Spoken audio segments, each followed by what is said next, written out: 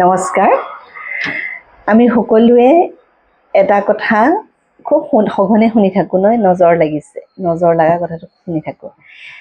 মই এই বস্তুটো আগতে মই বিশ্বাস কৰিছিলোঁ যদিও মই যেতিয়ালৈকে নিজৰ লগত এইটো মানে প্ৰেক্টিকেল হোৱা নাছিলে ন, তেতিয়ালৈকে মই এই বস্তুটো লোকৰ লাগিব পাৰে, মোৰ নালাগে চাগে, এনেকৈ এটা মই ভাবিছিলোঁ মনতে তেনেকৈ ভাবি লৈ পেলাই বিন্দাছ যিকোনো কথা বতৰা মানুহৰ লগত শ্বেয়াৰ কৰোঁ, ভালকৈ চব কথা পাতোঁ।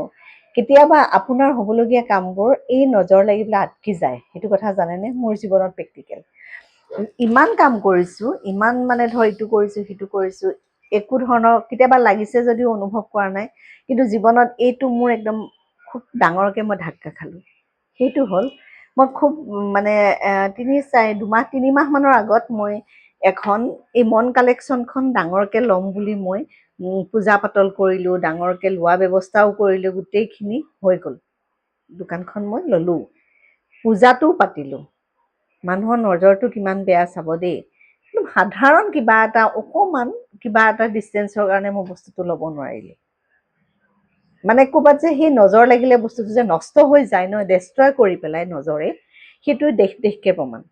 তাৰপিছত মই যেতিয়া বস্তুটো প্ৰথমতে অনুভৱ কৰা নাছিলোঁ, তাৰপিছত মই ইমান অকণমান কাৰণত বস্তুটো কিয় মোৰ মিলা নাই, মোৰতো কোনোদিন এনেকুৱা হোৱা নাই, বা এনেকৈ কাম এটা কৰিবলৈ আগবাঢ়ি যোৱাৰ পাছত মোৰ এইটো হোৱা নাই, কিন্তু এইটো বস্তুত মোৰ কিয় হৈ আছে। প্ৰথমতে মই অনুভৱ কৰা নাছিলোঁ, যেতিয়া একদম পিক টাইমতো মোৰ বস্তুটো হৈ নুঠে দেখোন, কি হৈছে।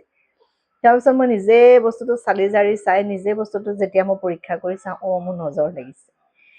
একদম পিক টাইমত আৰু মই নজৰটো ভাঙি দিছোঁ, তেতিয়া কামত আহিছে বাৰু। যেনেকৈ বস্তুটো ডেষ্ট্ৰয় কৰে বুলি যে কৈছিলোঁ, যেনেকৈ এটা মানে বস্তুটো ডাঙৰকৈ লৈছিলোঁ, কিবা তাত গৈ পেলাই সৰু হৈ পেলাই বস্তুটো ৰৈ গ'ল, এনেকুৱা নিচিনা। সেই বস্তুটো নজৰ লাগিলে যিকোনো বস্তু ডেষ্ট্ৰয় হৈ যায়। আৰু এই নজৰটো মোৰ জীৱনত যেনেকৈ প্ৰেক্টিকেল হোৱাৰ পাছত মই বিশ্বাস কৰিবলৈ মানে বাধ্য হৈছোঁ, যিকোনো এটা কাম আপুনি কৰাৰ আগত মানুহক কেতিয়াও নক'ব। কাৰ নজৰ কেনেকুৱা আপুনি ধৰিব নোৱাৰিব নহয়। মানুহৰ চবৰে হা-হুমুনিয়াবোৰ বেলেগ ধৰণৰ। কিছুমানে ভাবিব তাই ইমানখিনি এনেকুৱা মানে মই বুলিয়েই নহয়, যিকোনো কাম এটা কাৰোবাৰ ভাল দেখিলে কিছুমানৰ হা-হুমুনিয়াটো খুব বেয়াকৈ আগবাঢ়ে, মানে কাঢ়ে, বা মনতে খুব এনেকুৱা এটা আক্ৰোশ ভাৱত কথাটো কৈ দিয়ে, মনত ভাবি থাকে। সেই বস্তুটোকে আমি কি কৰোঁ, যেতিয়া হুমুনিয়া কাঢ়ি পেলাই বস্তুটো অনুভৱ মানে কাৰোবাৰ আগত কয় বা নিজে হ'লেও বস্তুটো চাই নয়, বা শব্দটো মানুহৰ আটাইতকৈ ডাঙৰ নজৰ লগা শব্দ। আৰু কেতিয়াবা কাৰোবাৰ ক্ষেত্ৰত বহুতকৈ লাগে, কাৰোবাৰ ক্ষেত্ৰত কিন্তু নালাগিব লাগে, কিন্তু 100% লাগে, মানুহে এই বস্তুটো অনুভৱ নকৰে। মই যেনেকৈ অনুভৱ কৰা নাছিলোঁ এই মানে সমস্যাটো নোহোৱালৈকে, মানে মই বাৰে মোৰ বস্তুটো ইমানকৈ হৈ উঠাৰ পাছত এই পিক সময়ত মোৰ কেলৈ হৈ উঠা নাই, কিয় হোৱা নাই, তেনেকৈ বস্তুটো চালি জাৰি চাওঁ। তাৰপিছত মই যেতিয়া বস্তুটো এইটো হৈছে মানে, যেতিয়া নজৰ ভাঙি দিলোঁ, তেতিয়া কিন্তু তৎক্ষণাত বস্তুটো পিক টাইমত বস্তুটো ৰৈ গৈছে। বস্তুটো মই অনুভৱ কৰা নাছিলোঁ, ভাবা নাই আৰু এইটোতো মোৰ লগতো যে তেনেকুৱা হ'ব। এইটো মোৰ প্ৰেক্টিকেল লাইফত। সেইকাৰণে যিকোনো বস্তু এটা কৰাৰ আগত মই প্ৰেক্টিকেল কৰি চাওঁ। এতিয়া মই মানুহক বাৰে কওঁ, কিবা এটা কাম কৰাৰ আগত একদম আপোনালোকে কামটো নোহোৱালৈকে মানুহৰ আগত নক'ব। আৰু মানুহে যে কেতিয়াবা খুব ধুনীয়া হৈ একদম, বা খুব ধুনীয়া বস্তু এটা খুব ধুনীয়াকৈ দেখা পাছত কিছুমান মানুহে হাই বিয়ে কয় ন, ইমান ধুনীয়া, মানুহৰ আগত কৈ দিব নালাগে তেনেকৈ। নাইবা এই যে বা শব্দটো সাংঘাতিকভাৱে মানুহৰ নজৰ লাগে।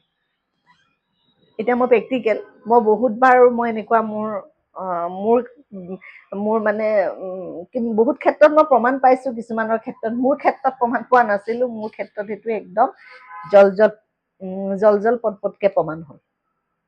সেইকাৰণে কৈছোঁ, আপোনালোকে কিবা এটা কাম কৰাৰ আগত 100 বাৰ ভাবিব মানুহক ক'বলৈ, আৰু মানুহৰ আগত উদঙাই দিয়াটো 100 বাৰ ভাবিব নিদিব। কাৰণ কাৰ নজৰ কেনেকুৱা ঠিক নাই, কোনে কি ধৰণে হাৱে কৈ আপোনাক নজৰ লগাই দিয়ে ঠিক নাই। আৰু মানুহে বহুতে এতিয়া হাঁহিব, মানে বহুতে ক'ব এইটো কিনো অনৰ্থক কথা ক'লে বুলি। ময়ো আগতে ভাবিছিলোঁ, এইবোৰ কিনো নজৰৰ কথা কৈ থাকে, কিনো কালাটিকাৰ কথা কৈ থাকে ন, এনেকৈ ময়ো ভাবিছিলোঁ। যেতিয়া মই এই কামবোৰ যেতিয়া কৰিবলৈ আৰম্ভ কৰোঁ, বেলেগৰ কিন্তু সেইবোৰ প্ৰমাণ পাই দিওঁ, নজৰ ভাঙা কিবা কিবি এইটো হেৰি কৰি দিওঁ।